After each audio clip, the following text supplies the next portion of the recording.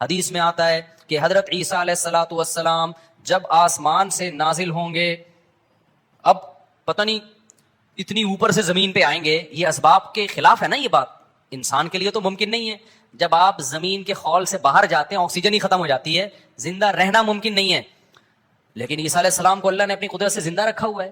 جب قرب قیامت میں دمشق میں عیسیٰ علیہ السلام آئیں گے تو حدیث میں آتا ہے کہ امام مہدی شام میں نماز کے لیے کھڑے ہوئے ہوں گے، عصر کی نماز کے لیے.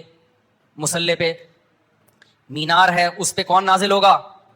حضرت عیسیٰ علیہ السلام. تو مینار سے پھر سیڑھیاں لگائی جائیں گی حضرت عیسیٰ کے اترنے کے لیے. اب کمال کی بات ہے، اللہ وہاں سے یہاں تک آ گئے، تھوڑا سا تو رہ گیا فاصلہ. تھوڑا یار تم لوگ کی سمجھ میں نہیں آ رہا.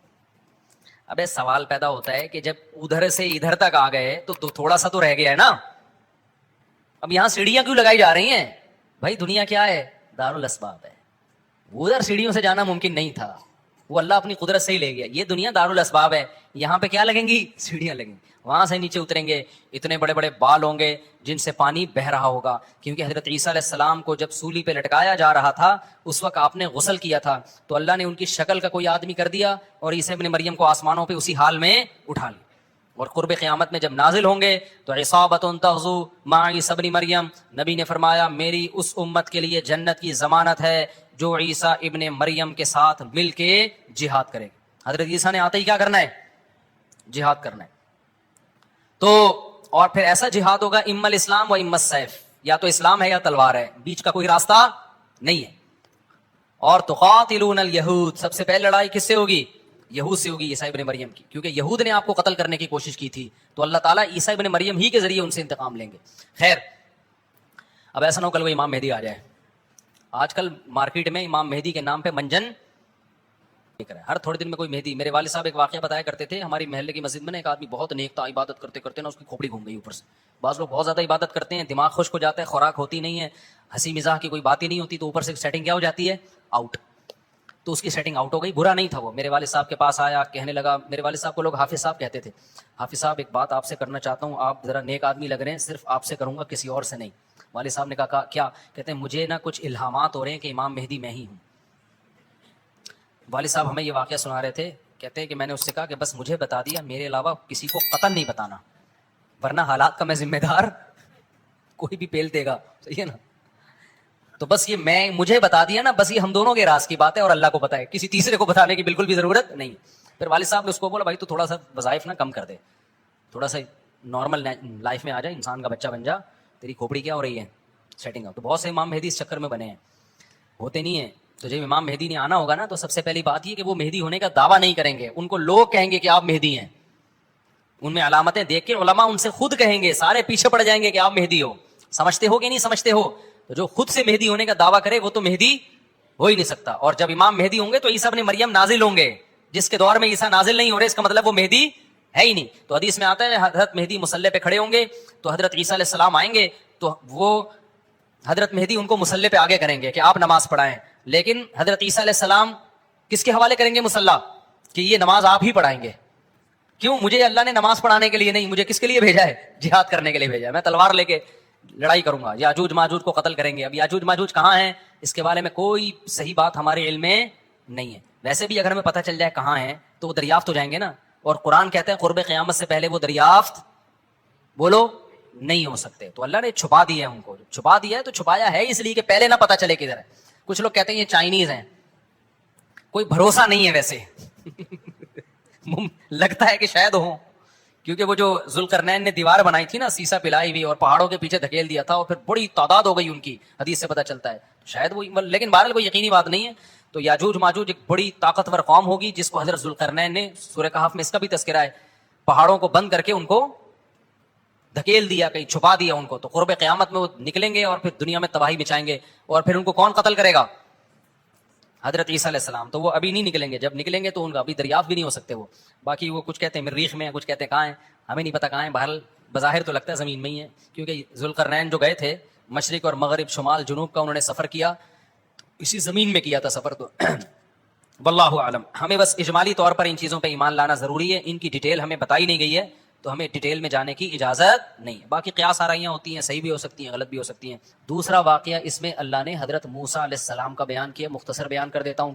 صحیح بخاری میں ہے کہ بنی اسرائیل نے حضرت موسیٰ علیہ السلام سے پوچھا کہ اس وقت دنیا میں سب سے بڑا عالم کون ہے؟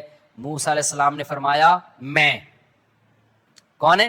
میں۔ بات بالکل صحیح تھی، لیکن اللہ کو یہ انداز پسند نہیں آیا، کیونکہ اللہ کو انسان میں پسند نہیں ہے کہ میں یہ ہوں، میں یوں۔ بال ہوگا نا تکبر سے دماغ خراب ہو جاتا ہے، میں کر کے، میں نے یہ کیا تو میں نے یہ کیا، کھوپڑی ان کی اوپر سے کیا ہو جاتی ہے۔ ہم جب بچپن میں سوئمنگ سیکھتے تھے نا، تو اب جیسے ہمارے کسی دوست نے کسی کو تھوڑی سی سوئمنگ سکھائی، یوں کر، اب وہ یوں کر رہا ہے نا تو اس کو آ گئی، تو دوسرا بار بار کہہ رہا ہے یہ میں نے بتایا ہے۔ اب وہ اس کو آ گئی نا، یہاں سے وہاں چلا گیا، کہہ رہا ہے یار دیکھو میں یہاں سے گیا، مفتی مولانا صاحب یہاں سے وہاں نکل آیا۔ دوسرا کیا کہہ رہا ہے؟ میں نے بتایا تھا، ہر جگہ وہ میں نے بتایا تھا۔ میں نے کہا بس کر یار، تو نے بتایا تھا ٹھیک ہے، وہ ایک دفعہ ہو گیا نا۔ تو یہ جو میں ہے نا، میں نے کیا ہے، یہ اللہ کو پسند نہیں۔ اب موسیٰ علیہ السلام چونکہ اللہ کے بڑے برگزیدہ پیغمبر ہیں، تو بڑے لوگوں کی چھوٹی سی خطا بھی اللہ کی نظر میں بہت بڑی خطا ہوتی۔ تو اللہ نے موسیٰ علیہ السلام سے کہا کہ بھئی کہنا یہ چاہیے تھا کہ اللہ کا علم سب سے زیادہ ہے، اللہ کی طرف پھیرنا چاہیے تھا۔ تو اللہ نے موسیٰ علیہ السلام سے کہا کہ جاؤ، ایک بندہ ہے میرا خضر، اس کے پاس جاؤ، اس کو ہم نے کچھ ایسے علوم دیے ہیں جو آپ کے پاس نہیں ہیں۔ حضرت موسیٰ اپنے خادم کو لے کے نکل گئے۔ بھئی اللہ نے حکم دیا ایک جگہ جانا ہے، ان کا نام کیا تھا؟ خضر۔ وہ پیغمبر تھے یا نہیں تھے اس میں اختلاف ہے، پیغمبر تھے تو ہمارا ایمان ہے، ورنہ کوئی اللہ کے ولی تھے، لیکن موسیٰ علیہ السلام سے افضل نہیں تھے وہ۔ اب جب موسیٰ علیہ السلام ان کے پاس گئے ہیں، وہاں پہنچے ہیں، تھکاوٹ سے حال، وہاں جا کے کہا کہ اللہ نے مجھے حکم دیا ہے کہ میں آپ کے پاس کچھ ٹائم گزاروں اور آپ کے ساتھ سفر کروں۔ تو حضرت خضر علیہ السلام نے فرمایا کہ انک لن تستطیع معی الصبر، اے موسیٰ تو میرے ساتھ صبر نہیں کر سکتا، تو نہیں کر سکتا صبر۔ انہوں نے کہا بھائی میں صبر کروں گا، مجھے کس نے حکم دیا ہے؟ اللہ نے، میں وعدہ کرتا ہوں صبر کروں گا۔ تو خضر علیہ السلام نے کہا اچھا، موسیٰ علیہ السلام کے ساتھ ان کے خادم بھی تھے، تو خادم رکھنا بھی کوئی برا نہیں ہے۔ اگر کسی نے کوئی خادم رکھا ہوا ہے، وہ خادم اس کے جوتے اٹھا رہا ہے، اس کے کپڑے دھو رہا ہے، اس کی خدمت کر رہا ہے، تو یہ کوئی تکبر میں نہیں آتا۔ سمجھتے ہو کہ نہیں سمجھتے؟ تو موسیٰ علیہ السلام کے بھی خادم تھا، علماء کے پاس بھی خادم ہوتے ہیں، اور گھروں میں جن کے پاس پیسہ ہے وہ ملازمت پہ خادم رکھتے ہیں، نوکر رکھتے ہیں۔ یہ صحابہ سے بھی ثابت ہے، تابعین سے بھی ثابت ہے۔ تو یہ عمل تکبر میں داخل نہیں ہے، بلکہ اللہ نے جس کو پیسہ دیا ہے تو وہ سہولتیں حاصل کرتا ہے نا، اچھا کھاتا ہے، اچھا پہنتا ہے، تو گھر میں ملازم بھی رکھ سکتا ہے وہ۔ تو اب کیا ہوا ہے کہ نبی حضرت موسیٰ علیہ السلام جب ان کے پاس گئے تو انہوں نے کہا آپ صبر نہیں کر سکتے۔ موسیٰ علیہ السلام نے وعدہ کر لیا بھائی میں پکا صبر کروں گا۔ جلدی جلدی واقعہ سنا رہا ہوں۔ سفر کیا، خادم بھی ساتھ، حضرت موسیٰ بھی ساتھ، اور خضر علیہ السلام بھی۔ کشتی میں بیٹھے، جب کشتی سے اترنے لگے تو حضرت خضر نے اس کشتی کا پھٹا پھاڑ دیا، اس کو عیبدار بنا دیا۔ موسیٰ علیہ السلام نے فرمایا لقد جئت شیئا امرا، غلط کیا آپ نے۔ ایک آدمی ملا ہے، وہ ہمیں کشتی میں بٹھا کے لے گیا، بلا وجہ اس کی کشتی آپ نے کیا کر دی ہے بھائی؟ نہ کوئی اس سے جھگڑا ہوا ہمارا، نہ کوئی، بلا وجہ ایک مزدور آدمی، اچھا بلا آدمی، کشتی کو آپ نے توڑ تاڑ دیا، ایک پھٹا نکال دیا تھا اس۔ حضرت خضر نے کہا کہ میں نے کہا نہیں تھا کہ آپ میرے ساتھ صبر نہیں کر سکتے۔ حضرت موسیٰ نے کہا میں معذرت چاہتا ہوں، اور آپ اب مجھ پہ زیادہ مشکل حکم نہ دیں مجھے، ایک دفعہ ہر انسان سے غلطی ہو جاتی ہے، میں اپنی غلطی کا اعتراف کرتا ہوں، پکا وعدہ کرتا ہوں آئندہ آپ سے آئندہ کوئی اعتراض نہیں کروں گا۔ پھر آگے گئے ہیں، ایک لڑکا آیا، نوجوان لڑکا، خضر علیہ السلام نے اس کو قتل کر دیا۔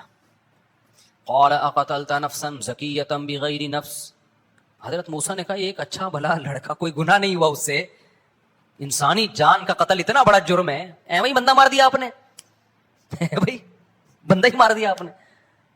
حضرت خضر نے فرمایا الم اقل لک انک لن تستطیع معی صبرا، میں نے آپ سے کہا نہیں تھا کہ آپ صبر نہیں کر سکتے۔ حضرت موسیٰ نے کہا 2 دفعہ غلطی ہو گئی مجھ سے، تو اب کیا ہے، ان سألتک عن شیء بعدہ، اب میں اپنی سزا خود بتا رہا ہوں، اگر میں نے اب آپ سے اعتراض کیا نا، سوال پوچھا، تو ھذا فراق، ان سألتک عن شیء بعدہ فلا تصاحبنی، تو آپ پھر مجھے اپنے ساتھ نہیں رکھیے، میری سزا یہ ہے کہ میں واپس چلا جاؤں گا بس۔ آگے گئے ہیں، ایک بستی میں ٹھہرے، ابھی یہ مسافر تھے، زاد راہ ختم ہو گیا، تو بستی والوں سے کہا بھائی ہم مسافر ہیں، ہمارے لیے کوئی کھانے پینے کا انتظام ہو جائے، سر چھپانے کی جگہ ہو جائے۔ بستی والے ایک نمبر کے کیا تھے؟ کنجوس۔ نالائقوں کو اتنا بھی خیال نہیں کہ یار مسافر لوگ ہیں تو چلو ان کو ٹھکانہ دے دو، انہوں نے کہا نہیں، وی آر سوری۔ حضرت خضر نے دیکھا کہ ایک دیوار ہے گرنے والی ہے، اس کو سیدھا کر دیا، مضبوط، گرنے سے بچا لیا اس کو۔ موسیٰ علیہ السلام نے کہا وہ بندے جنہوں نے کچھ نہیں بگاڑا تھا آپ کا، ان کی کشتی توڑ دی۔ وہ نوجوان جو بیچارہ آیا سلام کیا اس بندے کو ہی مار دیا. اور جو نالائق ظالم لوگ, ایک نمبر کے کنجوس لوگ, نہ کھلا رہے ہیں نہ مہمانوں کا اکرام کر رہے ہیں. پیغمبروں کے تو چہروں پہ ویسے ہی بڑا نور ہوتا ہے کہ نا ان چہروں کا خیال کر رہے ہیں. ان کی دیواریں کیا ہو رہی ہیں؟ بستی کی دیواریں ٹھیک ہو رہی ہیں. موسیٰ خضر نے فرمایا ھذا فراق بینی و بینک, اے موسیٰ تیرا راستہ الگ اور میرا راستہ الگ. حدیث میں آتا ہے نبی صلی اللہ علیہ وسلم نے جب یہ واقعہ سنایا, اور قرآن میں بھی ہے, تو آپ نے فرمایا اللہ موسیٰ پر رحم کرے, اگر صبر کر لیتے تو اور بھی کچھ واقعات ہمارے سامنے آ جاتے. لیکن علماء نے بیان کیا ہے کہ یہاں موسیٰ کا صبر نہ کرنا ہی موسیٰ کے موسیٰ ہونے کی دلیل ہے, کیونکہ پیغمبر جس چیز کو غلط سمجھتے ہیں اس پہ خاموش نہیں. پیغمبر کا مزاج ایسا ہوتا ہے کہ غلط دیکھ کے ان سے نہیں برداشت ہوتا. صورتاً تو یہ عیب ہے, لیکن حقیقت میں کیا ہے؟ کیونکہ خضر علیہ السلام کو اللہ نے لوگوں میں تبلیغ کے لیے نہیں بھیجا تھا. لوگوں میں تبلیغ کے لیے کس کو بھیجا ہے؟ موسیٰ کو. تو موسیٰ غلط, کوئی بھی چیز غلط لگے گی نا موسیٰ سے برداشت نہیں ہوتی کہ بندہ مار دیا, ٹھیک ہے نا. تو یہ ان کا, اللہ نے اس میں یہ بھی بتایا کہ پیغمبروں کے دل میں نہیں علی المنکر کا جذبہ کتنا زیادہ ہوتا ہے کہ وعدے کر کے بھی ٹوٹ رہے ہیں ان سے وعدے. پھر وہ خضر علیہ السلام نے بتایا کہ جو پہلے کشتی تھی نا جس کو میں نے توڑ دیا, تو اللہ نے مجھے یہ بات بتائی تھی. اللہ بعض دفعہ کسی پہ وحی کر دیتے ہیں, بتا دیتے ہیں. یہ بتایا تھا کہ آگے ایک بادشاہ ہے جو عیب دار کشتیوں کو چھوڑ دیتا ہے اور صحیح کشتیوں پہ قبضہ کر لیتا ہے. تو میں نے اس کشتی کو عیب دار بنا دیا. یہ ایک پھٹے کا نقصان, چھوٹا نقصان ہے. اگر میں اس کو عیب دار نہ بناتا, آگے بادشاہ نے اس ملاح کی کشتی پہ قبضہ کر لینا, تو وہ بڑا نقصان تھا. تو میں نے بڑے نقصان سے بچانے کے لیے کیا کر دیا؟ چھوٹا نقصان. دوسرا یہ کہ وہ جو نوجوان آیا جس کو میں نے قتل کر دیا, وہ اتنا نیک تمہیں لگ رہا ہے, وہ نیک ہے نہیں. اس نے اپنے بڑے ہونے کے بعد, اللہ نے کے علم میں یہ بات تھی, اللہ نے مجھے وحی کر کے بتایا کہ یہ بڑے ہونے کے بعد اپنے ماں باپ کو بے انتہا ستاتا. ایسے بھی نافرمان اولادیں ہیں جنہوں نے اپنے ماں باپ کو قتل کیا ہے. تو اللہ نے حکم دیا کہ اس کو قتل کر دو, اور پھر اللہ اس کے بدلے میں ان کو نیک صالح اولاد دے گا. اس کے بدلے میں اللہ کیا دے گا ان کو؟ نیک صالح اولاد. اب میں اس میں سبق کیا ملتا ہے یہ میں آخر میں بتاتا ہوں. تیسری بات یہ کہ وہ جو کنجوس لوگ تھے نا, جن کا یہ تھا کہ دیوار گرنے والی تھی تو سیدھی کر دی, اس دیوار کے نیچے یتیموں کا خزانہ تھا, اور ان یتیموں کا والد کانا ابوہما صالحا, نیک آدمی تھا جس کی ڈیتھ ہو گئی, جس کی موت ہو گئی. وہ والد اپنے بچوں کے لیے اس دیوار کے نیچے خزانہ دفن کر کے گیا تھا. بچوں کو پتا ہے بچے بڑے ہوں گے خزانہ نکال لیں گے, یہ دیوار اگر آٹومیٹیکلی گر جاتی تو قوم خزانہ چوری کر کے کھا جاتی. دیکھنے میں تو لگ رہا ہے اس قوم کو فائدہ پہنچایا, حقیقت میں کیا کیا ہے؟ نقصان. ان یتیموں کا مال بچایا ہے میں نے. اس سے کیا پتہ چلتا ہے؟ دیکھو اب ایسا نہ ہو کہ آپ کوئی خضر علیہ السلام بننے کی کوشش کریں, یا کوئی آج پیر صاحب آ جائیں, بندے کو تھپڑ لگا دیا, قتل کر دیا, ابے کیوں مارا؟ مجھے خواب آیا تھا کہ بہت 2 نمبر آدمی ہے یہ. شریعت اب مکمل ہو چکی ہے. اب گواہیوں کے بغیر نہ کسی کو قتل کرنے کی اجازت, نہ کسی کی دیوار گرانے کی اجازت, نہ کسی کے پھٹے کشتیوں کے توڑنے کی اجازت ہے. کسی کو اس کی اجازت نہیں ہے, بلکہ شریعت نے ایک لا بتا دیا ہے. یہ تو اللہ نے بتا دیا کہ پچھلی امتوں میں اللہ نے ایسے معاملات بھی کیے ہیں. یہ کیوں بتایا اللہ نے؟ اس میں کیا سبق ملتا ہے؟ دیکھو ہمارے ساتھ کچھ ایسے کام ہو رہے ہوتے ہیں جو ہم سمجھتے ہیں کہ ہمارے ساتھ غلط ہو رہا ہے, لیکن اللہ کے علم میں وہ کیا ہو رہا ہوتا ہے؟ صحیح ہو رہا ہوتا ہے, ہمیں نہیں پتا ہوتا. تو جس کا اللہ پہ توکل ہوگا نا, اب جیسے جس ملاح کی کشتی حضرت خضر نے توڑ دی, وہ تو کہہ رہا ہوگا یار میری کشتی کا بیڑا غرق کر دیا, نقصان کر دیا. لیکن وہ اللہ پہ توکل کرے تو کیا کہے گا؟ بھائی اسی میں کیا ہوگی, بس اللہ کی طرف سے کچھ ہو گیا, ٹھیک ہے, ہمیں نہیں پتا کیا ہے لیکن خیر ہے, یہی سوچے گا نا. اب جن ماں باپ کا بچہ مر گیا, قتل ہو گیا, جو بے صبرے ہوں گے وہ تو ساری زندگی روتے رہیں گے, ہمارا اتنا بچہ چلا گیا دنیا سے, ہمارا بچہ مر گیا, ہمارا یہ ہو گیا, یہ ہو گیا. جو صبر کرنے والے ہوں گے وہ کہیں گے بھائی شاید اسی میں اللہ کے علم میں کوئی خیر ہو. ضروری نہیں کہ بچہ بڑا ہو کے نافرمان ہو سکتا ہے کچھ بھی ہو سکتا ہے نا, کچھ بھی ہو سکتا ہے. بعد میں کوئی ایسا حادثہ ہو جائے اس کے ساتھ کہ آپ سے وہ غم برداشت نہ ہو. تو ہمیں اس میں یہ بتایا گیا ہے کہ جو بھی ہو رہا ہے, جو اللہ کے بارے میں اچھا سوچتا ہے تو سمجھو اس کے ساتھ اچھا ہو رہا ہے, جو اللہ کے بارے میں غلط سوچتا ہے تو اس کے ساتھ غلط ہو رہا ہے. حدیث میں آتا ہے اللہ تعالیٰ کہتے ہیں انا عند ظن عبدی بی, میرا بندہ میرے بارے میں جیسا گمان رکھتا ہے میں بھی اس کے ساتھ معاملات ایسے کرتا ہوں. اگر آپ کے ساتھ کچھ الٹا سیدھا ہو رہا ہے اور آپ کہتے ہیں یار جو ہو رہا ہے میرا رب میرے لیے بہتری کے لیے کر رہا ہے, تو حقیقت میں وہ کس کے لیے ہو رہا ہے؟ آپ کی بہتری کے لیے ہو رہا ہے. اور اگر آپ کے ساتھ کچھ الٹا سیدھا ہوا اور آپ نے کہا یار اللہ کو میں ہی ملا ہوں ٹینشن دینے کے لیے, تو سمجھ لو کہ واقعی آپ ہی ہیں ٹینشن کے لیے, ٹھیک ہے نا. اللہ آپ کو کیا دے رہا ہے؟ ٹینشن دے رہا ہے. اور اس میں آخری بات یہ کہ دیکھو ان بچوں کا باپ نیک آدمی تھا, باپ مر گیا, قرآن کے الفاظ ہیں وَكَانَ أَبُوهُمَا صَالِحًا, تو باپ نیک ہونے کا اللہ کی طرف سے کیسا انتظام ہو رہا ہے کہ بچوں کی وراثت کی حفاظت کے لیے حضرت خضر کو بھیجا جا رہا ہے کہ ان کی حفاظت کرو. اس سے پتہ چلتا ہے کہ ماں باپ کی نیکیاں، ان کا نیک ہونا اولاد کے بھی کام آتا ہے، اور اللہ اولاد کے لیے غیب سے انتظام کرتا ہے. اب یہ چیز کوئی ٹریس تھوڑی کر سکتا ہے کہ کس وقت کس کے لیے کیا ہو رہا ہے. تو اس سے پتہ چلتا ہے کہ آپ کی نیکی صرف آپ کے کام نہیں آتی بلکہ آپ کی اولاد کے بھی کام آتی ہے. لہذا اپنے اولاد کا مستقبل بنانا چاہتے ہو تو اس کے لیے اپنے آپ کو بھی ٹھیک کرنا پڑے گا آپ کو. تو یہ بھی ہمیں اس میں بہت اہم سبق ملتا ہے. اللہ تعالی ہمیں سمجھنے کی، عمل کی توفیق عطا فرمائے.